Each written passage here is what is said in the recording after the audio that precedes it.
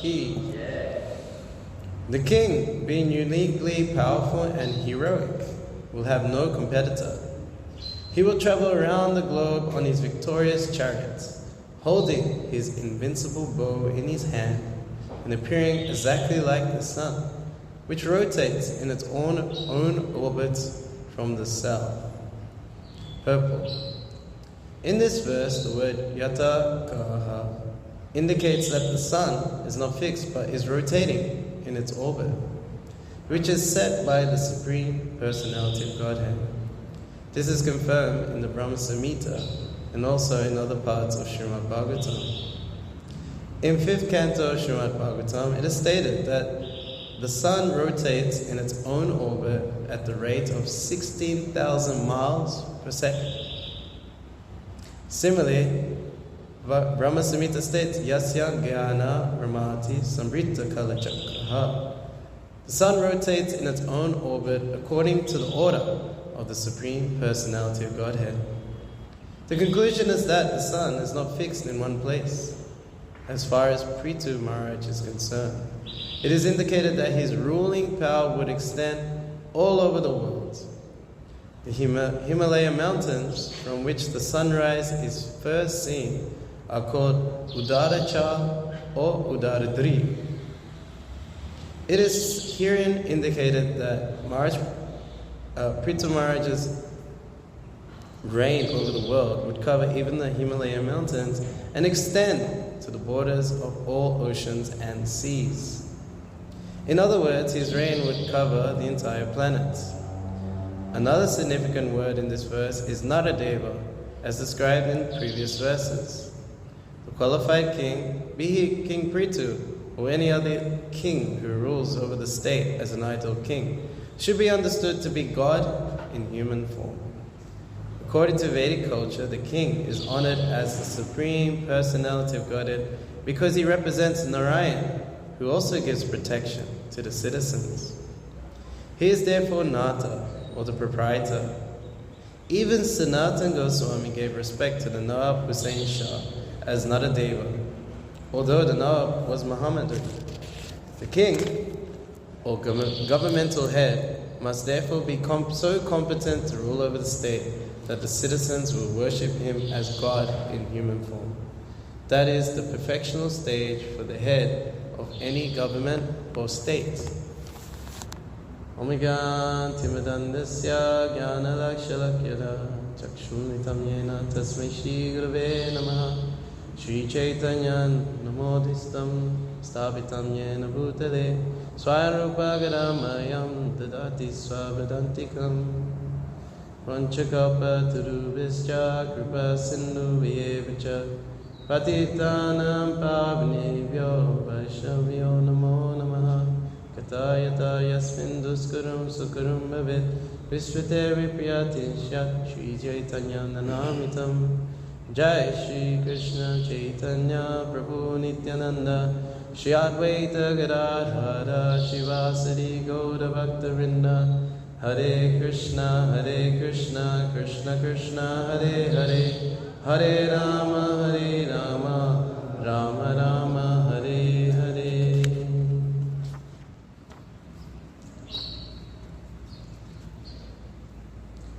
Prthu Mahäräja is the representative of the Supreme Personality of Godhead, Shakti Avesh Avatar, empowered by the Bhupala Shakti. Bhupala means one who protects the earth. So he is the perfect example of a governmental head of state. The Srimad-Bhägavatam provides all knowledge that you need. How to run a government is shown by Prthu Mahäräja. Many times you may be caught in a conversation, and the conversation usually goes towards politics, and that this politician doesn't know what he's doing. What is he doing with the country? He's cheating the people, and he should just leave. But Srila Prabhupada has condemned democracy. He calls it demon crazy. Why is that? Because Kala Sudra Sambhava. Everyone in Kali Yuga is born as a Sudra. Sudra is known as one who always laments. He doesn't know what is right and wrong. He's a miser. He doesn't know how to use the human form of life. Just giving in to the mind and senses. So those are the personalities that are voting in the leader, the president or prime minister. So they'll vote someone in just like themselves. Someone who's just a hog or a dog. In Australia, there was one election, I think it was in 2007. So as the two candidates for the position of prime minister was in place, so they have their campaigns. They try and find some dirt on the other politician and expose it. So they tried to expose the opposition leader, saying that he was in America and he was with other ministers and they went to a strip club. And this is why you shouldn't vote for him. He's low class. He's not a real upstanding personality. So the opposition leader, he did not deny it. He says, yes, we went, but we are men, this is what we do. We go to strip clubs. Actually, that made him more popular amongst the public. Oh, he's an honest man, he's just like us. Yeah, we'll vote for him. This is demon crazy or democracy. But Prthu Mahäräja is not such a personality. Prthu Mahäräja, his only focus is to fulfill Dharma, to fulfill the order of the Supreme Personality of Godhead. This is the definition of Dharma. Religion is not man-made. Religion is the law set down by God. And the Kshatriyas are meant to uphold such Dharma. That is the meaning of Kshatriya. One who protects one from hurt. If one doesn't follow Dharma, one will end up suffering. But if one follows Dharma, pretty much Dharma protects that person.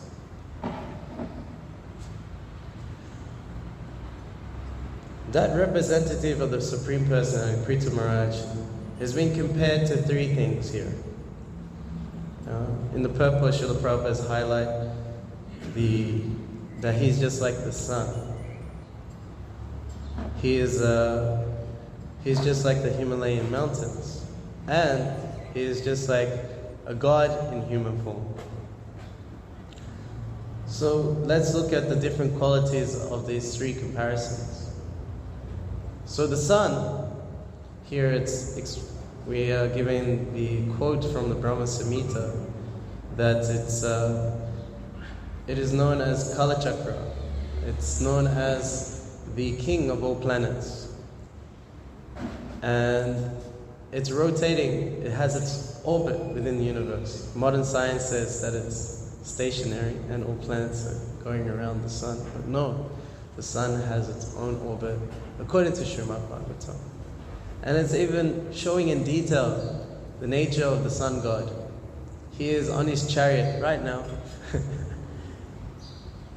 He is traveling at 16,000 miles per second. That's a fast car. No Formula One driver. And he's not like, he's not struggling with this, No, he's sitting there and he's being offered prayers by 60,000 sages called the yathärkahs. They're like the size of a thumb. They're very small, actually. I saw this reference of these small sages. I think it was in the 12th canto, 11th canto. And I think it was expressing the merciful nature of the Lord. And that the Lord saved these thumb-sized sages from drowning in like a small puddle.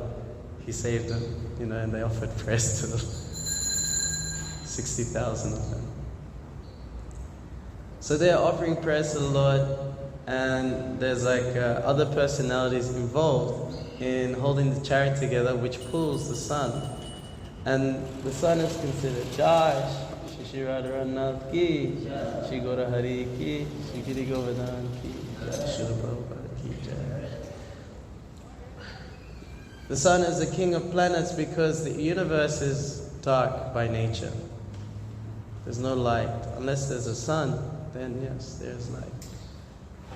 In the Bhagavad Gita it says in the spiritual world, there's no need of sun, moon, or electricity, because the planets are self-illuminated. Even the personalities are self-illuminating. Or to speak of Krishna's effulgence, the Brahma-jyoti emanating from him. When there was the churning of the milk ocean, and they were struggling to whether to get the churning rod in the form of that mountain. They couldn't lift it, and then the Lord appeared, and he was so effulgent that they couldn't really see anything. So this is the effulgence that exists in the spiritual world, but such effulgence doesn't exist in the material world. This one universe is covered by so many layers of the 8 elements of earth, fire, water, wind, ether, mind, intelligence, and false ego. One 10 times greater than the next. So we're like buried under all of this. But no, there is the sun planet giving light to all planets, to all life. And the sun is compared as the eyes of the Lord. In the universal form is referred to that his blinking is the day and the night, when the sun is appearing and disappearing in the sky. And the sun is also known as like taking life away. As the sun rises and sets, everyone's life is taken away, except for those who are absorbed in hearing and chanting the glories of the Lord. So the sun is giving life. When I hear this word, it's mentioned udayäcala, or like sunrise, uday. It reminds me of this verse of Nitya Siddha Krishna Prema Sabakaranoi Sravanari Surachite Kurayodaya. That the living entity has love of God already within the heart. It's not coming from an outside source. But by Shravanari, by hearing and other activities of devotional service, it starts to rise up from within the hearts. The Vivaswan, the sun god, or the president of the sun planet, he is a direct disciple of Krishna himself. He received Bhagavad Gita. Was it like 2 million years ago, 120 million years ago? I can't remember this. I mean, hundreds of millions of years ago. He heard the Bhagavad Gita. So he's a devotee.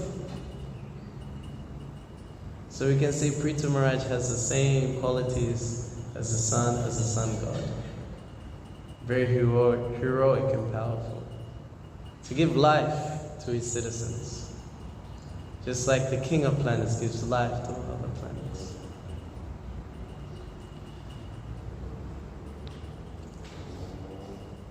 Prthu Mahäräja is described as the Himalaya Mountains.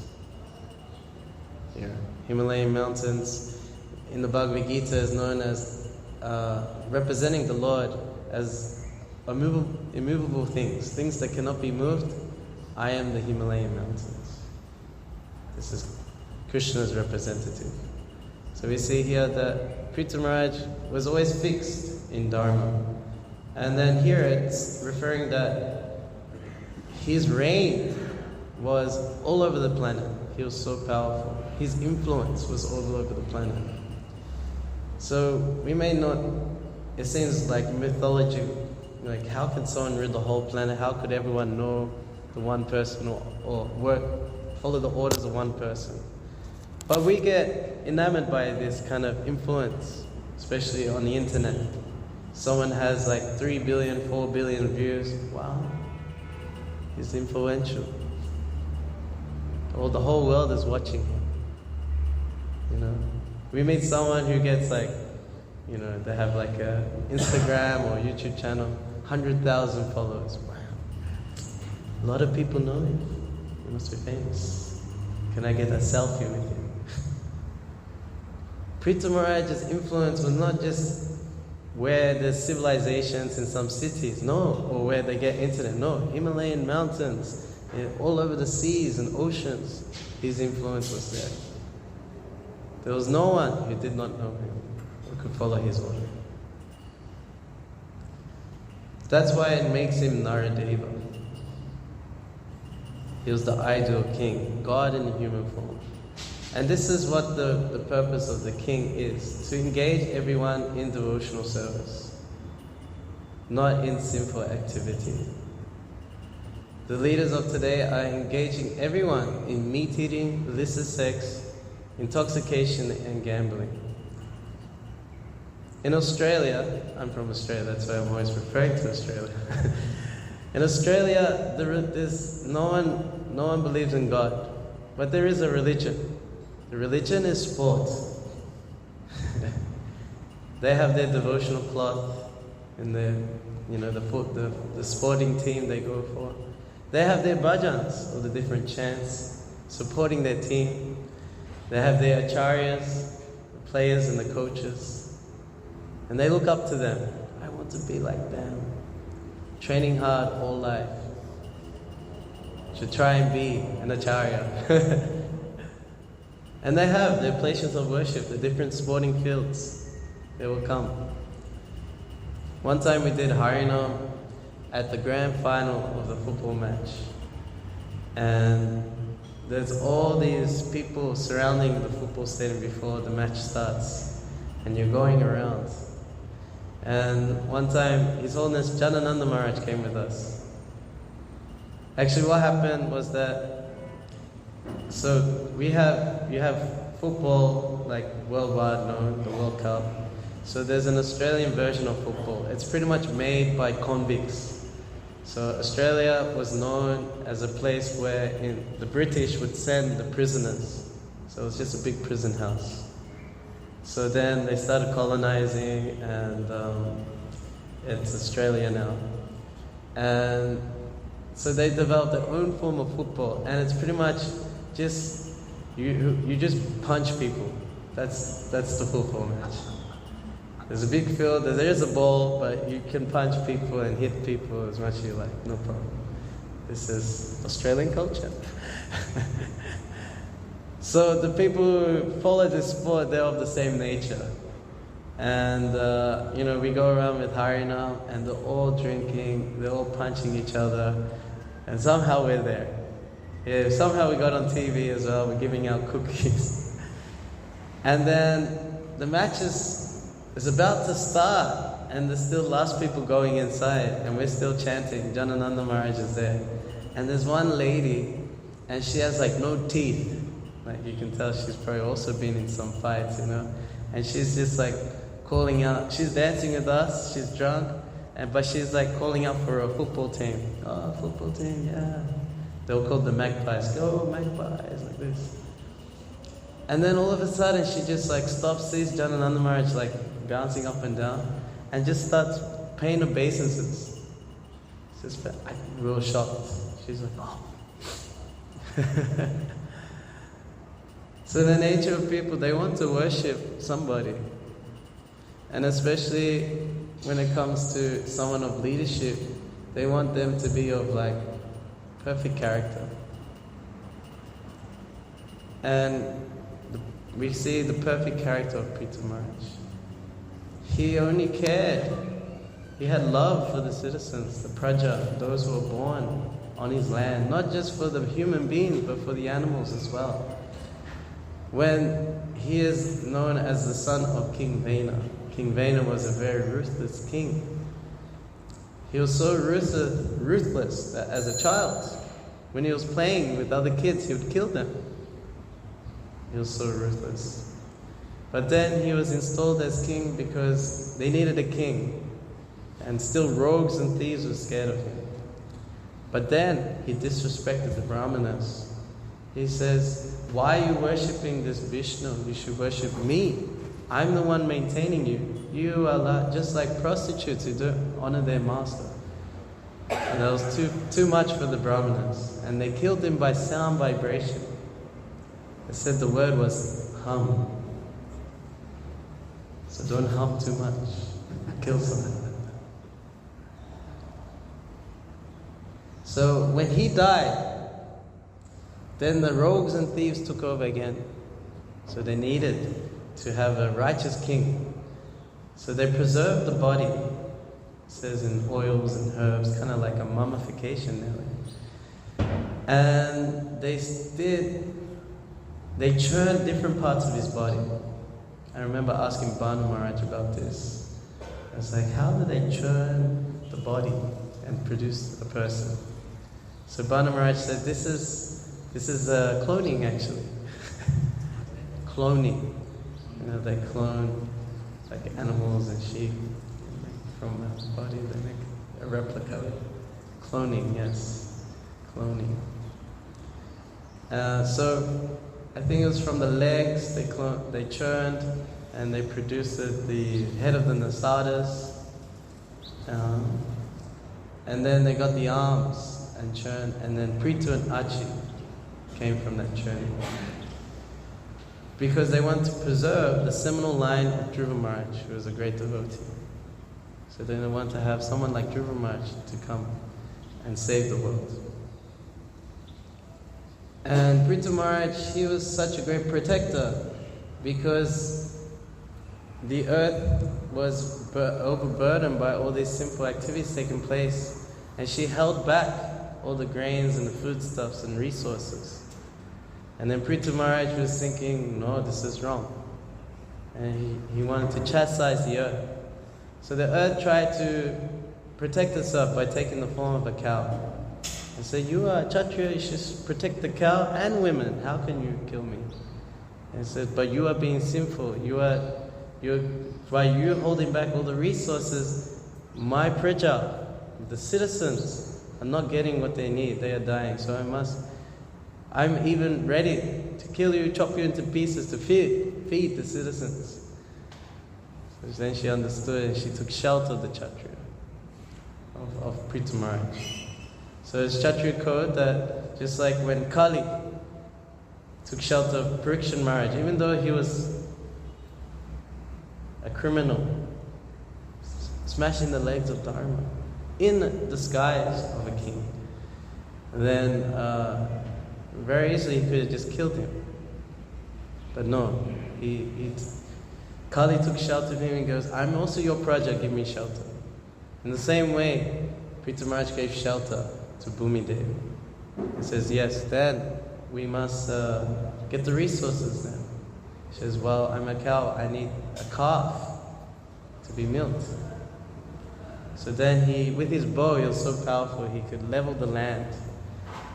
And he was so powerful, he could maintain the earth himself. He didn't need Bhumi Devi. But then he brought different personalities to invoke affection out of Bhumi Devi to give resource or milk, which comes as resources. Unfortunately, the only one I can remember is that he brought Prahlad Maharaj, who's the head of the demons, and then the milk came out as beer and liquor in an iron pot.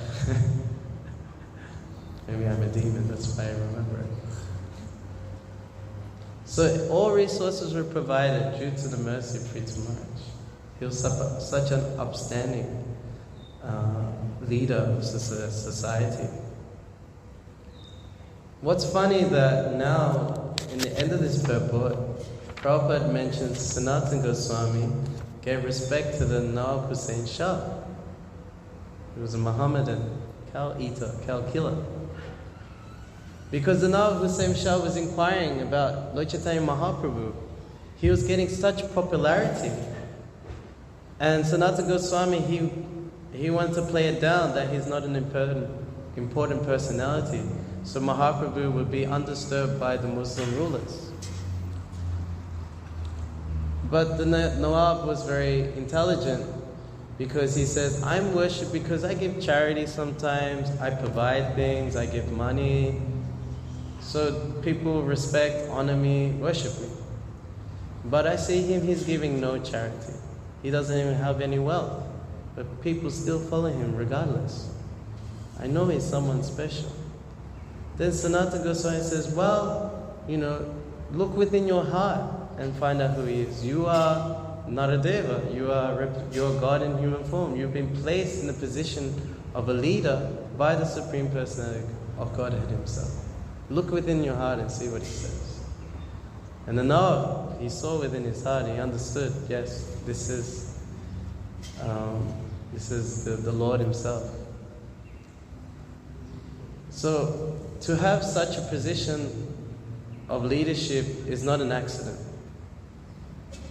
Within our own movement, we have managers, we have leaders, we have people we have to answer to. And we think that, why are they there? They're not doing a good job. He's not even very pure, he's got some contamination.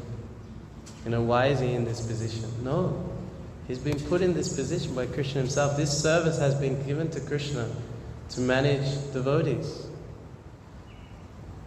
So we should honor his position. We should honor the choice of the Supreme Lord by following their instruction to us.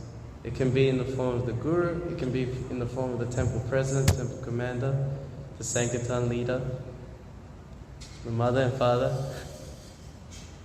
They are also we've been put under their direction by the Lord for the particular purification we need. Just like the Pandavas, they did not agree with Yudhishthira's choices many of the time. Just like when Durban was captured by the Gandharvas, they wanted to come and show off their wealth to the Pandavas who were in exile. It's like, wow, we have so many hours, we have so much wealth, we are the emperors. And then Karna have a good idea. Yeah, let's show it off, rub it in their face. They're all living in the forest, in huts, and we're like so opulent, so they want to rub it in their face. So they brought all the opulence to where they found that the Pandavas were. They came to a lake which was ruled by Gandharvas, and the Gandharvas said, no, you cannot come here, it's ruled by Gandharvas, don't come. And Durban, with so much ego, said, who do you think you're talking to? Yeah. Get out of the way, we're coming through. And then the Gandharvas, okay then. And then they had a big battle. And Karna was there, he got defeated, he ran away, and they captured Durban. So word got to Yudhishthira. Yudhishthira was doing some yajna at that moment with Brahmanas. And they said, the messenger said, yes, Durban has been captured by the Gandharvas. And then Yudhishthira told Arjuna, it's like, oh, we have to save him then. And then Arjuna and Bhima like, what? Why are we going to save Durban? These Gandharvas, they took care of our job, Let's leave him in suffering. And then Yudhishthira said, no Bhima, no Arjuna. Amongst each other, we may see ourselves as Kurus and Pandavas. But to the public, we are all Kurus. They all see us as Kurus. So we may be in this movement, and we may have guru cliques, we may have certain groups of people amongst us, and we may conflict. But to the public, we are all part of the same thing. We are all ISKCON, we are all under Prabhupada. So we should look out for each other, regardless of the differences we have, because we are all under Prabhupada. We are representatives of Prabhupada. So then, Maharaj Yudhishthira said, I cannot go though. I have to finish this yajna. But you, Arjuna and Bhima, you guys go. So if you imagine, you completely disagree with Yudhishthira, and it's his idea. Why didn't he go? He's telling you to go and save this rascal. It's like, okay, let's go. He's the eldest brother, we must listen to him. This is the etiquette. So they go, they fight with the Gandharvas, And Arjuna is so expert, and he defeats the Gandharvas. They try and take him away into the sky. He shoots some special arrow with the mantra and he traps them. And then he says, release Duryodhana at once. The Gandharvas revealed that they were sent by Indra, Arjuna's father, to try and give them a heart, to try and help the Pandavas. And Arjuna said, no, Yudhishthira said, let go of Duryodhana right now. And then Duryodhana, he said, he was saved. He goes, okay, what do you want? I owe you a favor. You saved my life. Arjuna said, I'll ask you later. So then, there was a time where Arjuna needed the favor. At the battlefield of Kurukshetra, Bhishma Dev was approached by Duryodhana one night. So they would fight during the day, but at night, there was no fighting. Sometimes they go to each other's camps, have dinner. Hey, it was like sport nearly, the war for Kshatriyas. And then, just like sporting people, they're very fierce on the field, on the court, but then, they go and meet up, have dinner, and say, hey, that was a nice move you did there, nice goal. They respect each other's prowess in sporting. So the Kshatriyas, they respect each other's chivalry, their prowess in battle. So Duryodhana approached Bhishma Dev. He says to his grandfather, he goes, you're just holding back. You're not putting everything into it. You have affection for the Pandavas. You're not a real Kshatriya. So Bhishma says, oh really? Really? You think so? So then he put 5 arrows in front of him, 1 for each Pandava, and he vowed that I will kill the Pandavas with each arrow on the battlefield tomorrow. So then he invokes some mantras into them, and he says, okay, but Duryodhana, he didn't trust Bhishma Dev. So he goes, okay, then I'll take the arrows with me. He says, fine. Krishna knew about Duryodhana's plan. And because Krishna is always a step ahead, he told Arjuna, he says, hey Arjuna, you know how Duryodhana owes you a favor? You need a favor from him. He says, yeah. Okay, so you should go and see Duryodhana and ask him for those 5 arrows. And he's like, okay. So he goes there. And then Duryodhana, he welcomes Arjuna. Good reception, everything. This is Kshatriya code. You receive them very nicely, even the enemy. In Vedic culture, you should receive even an enemy as if they think you're not the enemy anymore. So he says, please come, have a drink, sit here. So, you want the kingdom without a battle? Is that what you're asking for? He says, no. I want those 5 arrows. And Duryodhana's like, Krishna. And because the Kshatriya is a man of their word, he gave the arrows. Duryodhana goes back to Bhishma Dev. He says, grandfather, Arjuna took the arrows. I had this favor, I had to give it back. So then Bhishma vowed that either Krishna breaks his promise or Arjuna will die on the battlefield tomorrow. Next day a battle takes place.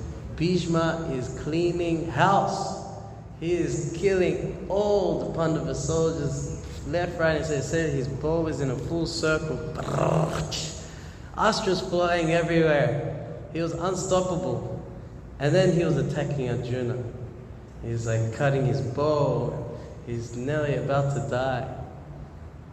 And then Krishna, he's known as Bhaktavatsala, one who serves his devotee, one who cares for his devotee. Vatsal means like the calf. He's like the calf of the Bhakta. He ran like a lion towards Bhishma Dev.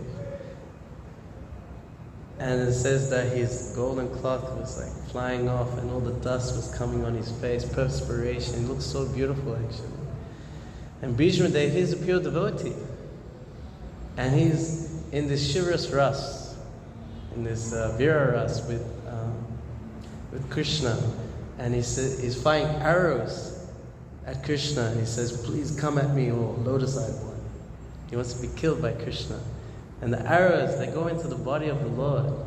And Vishwa Chakravarti Thakur, he's in this Madhurya Ras, he says, Krishna felt these arrows just like the love bites of a fiancé on their lover. He took them as offerings of love.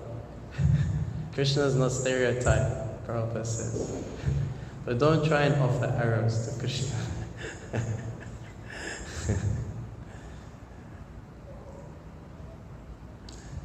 But Arjuna, he is also in love with Krishna. He's like, no, don't break your promise. And he's like holding on to, where's the picture? There it is.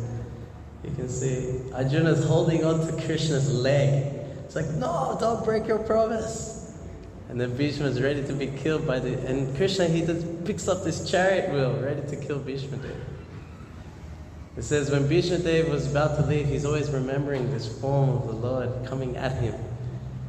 He remembers him coming with this chariot wheel and this electric, he describes his cloth as electric lightning aura. The color of his yellow cloth, coming at him, ready to kill him. But Bhishma Dev, he dropped his weapons and then Krishna stopped and Arjuna was saved and Bhishma's promise was fulfilled, his desire was fulfilled. So Krishna had to fulfill the desire of the pure devotees, both Bhishma Dev and Arjuna.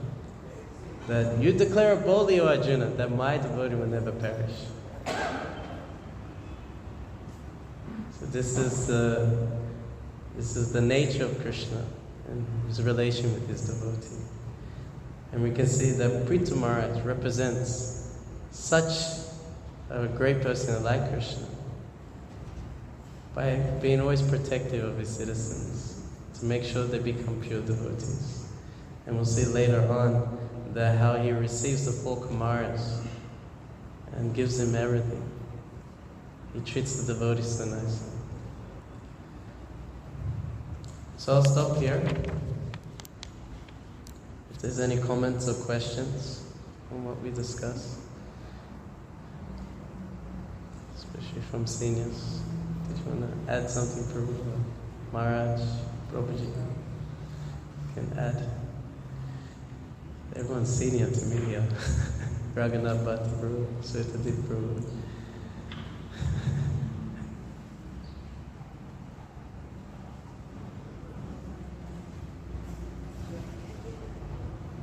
Thank you very much for the class. Just thinking that we already heard, all the years I've been hearing, and I was speaking also to Prthu Mahäräja, sometimes was asked to speak. But we find that there are many things that Prthu Mahäräja, the present government in South Africa is doing. And sometimes as devotees we may think, well, they're not doing very much, but they do the best that they can. So we may have like a negative view towards them. But they fall short in certain areas. So how do we look at it? Do we like give them credit for what they're doing, or we just focus on the shortcomings? Like sometimes, as you was pointing out, like the one person who was telling us looking at the other person's shortcomings. So how do we view that? Another point that I want to make was Bhakti Teacher Swami met the present government prior to them assuming office. And he was pointing out to them their shortcomings, and they must be careful in the future before Nelson Mandela can come into power. And, like many of the things, that he spoke to them about is coming to pass now, which is their shortcomings. So I think it's nice to also give credit to what they are doing. So I just want to hear your comments on that. Yes, so many times you'll see in these purports referring to Prthu Mahäräja. And Prabhupada will pretty much emphasize that a government is supposed to allow or enhance the performance of Sankirtan Yajna. So I guess that's a great credit we could give to those governments that allow Sankirtan Yajna to go on. because there are some places it cannot go on. So at least that is there. Is the president still Ramaphosa? Ramaphosa, is he still the president? So we give him credit for having such an amazing name, Ramaphosa. Everyone's chanting the holy name because of him. We give him credit for that, right? And His Holiness Kudambaka Maharaj, he mentions about the breakdown of the Soviet Union because of the leader, his name was Gorbachev. So we always heard Gorbachev. Eventually he will have to break down communism. Even Donald Trump, we give him credit because he allowed, in one of his car yards in Detroit, he allowed the devotees to keep the yathärkah there. And even those who are leaders amongst the people, musicians, they also are very influential, so they may have some shortcoming, like the Rolling Stones. They donated for the marble of the altar in the first temple in London for Radha Londonishwara. So, maybe that's why they're still famous now after 50 years. So much punya. So yes, we are going to recognize people's service that does help the Sankirtan movement. But we will always see the ideal. We always compare the ideal government of Prthu Mahäräja. Prabhupada says that, I've heard in lectures, that our strategy to try and change leadership to become more like a Raja Rishi would be in mass preaching, to preach to the masses, to purify them through holy name, book distribution, prasadam distribution. If they become purified, they will elect someone more purified, someone of more upstanding character. That's kind of the idea of it. And we can see there is some move towards having a better leader, like Modi in India. He established Ayodhya as the place of Ram now, with this big temple and everything, and changing the names to its original Sanskrit names of different cities. And there's a lot of improvement we see in Vrindavan by the government. They're making it more accommodating for pilgrims. In Jagannath Puri, recently devotees have been there, and usually the streets are cluttered with people, rickshaws, cars, whatever else. But around the Jagannath Mandir, it's completely clear. There's big parks and everything. No cars, no rickshaws running through. It's very nice. You can be absorbed in Jagannath much more than just having all these cars and rickshaws and different shopkeepers. So, yes, we have some leaders who are doing things that are favorable to the Sankirtan movement, and they will get that credit. Yes, we'll definitely do that. And but with the Bhagavatam, we're talking, pure devotional service, the highest standard of a leader. So that's also there. It's okay? Yeah. Thank you. Srivas Prabhu. Thank you very much for the beautiful class. I think the point you made that I very much like is the fact that we all represent the power of God. Even though we may be different in so many ways, we have different gurus, we have different bodies,